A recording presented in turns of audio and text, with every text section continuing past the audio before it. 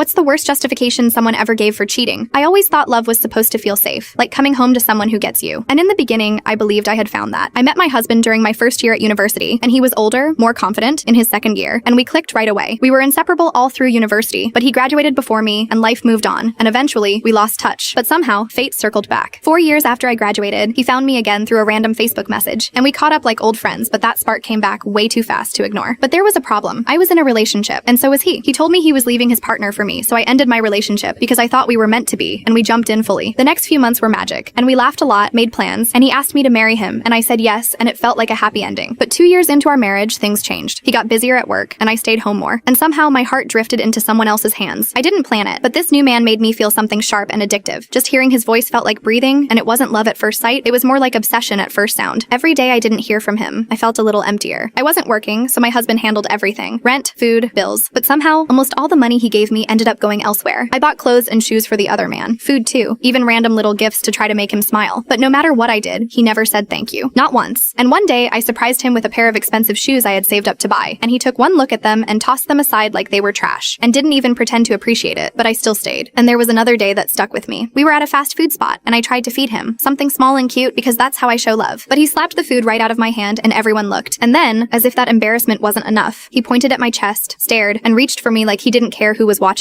He had a strange obsession with my melons, but that day, it was my son who needed them more. I pulled him close and breastfed him right there in the middle of the restaurant, and people stared and whispered, but I didn't care. Because even if everything else was breaking, my 1-year-old son was still mine. And maybe that's the real truth. I loved my son more than I could ever love anyone else, even my husband. And weirdly, I think my husband felt the same, and he loved our child more than he ever loved me.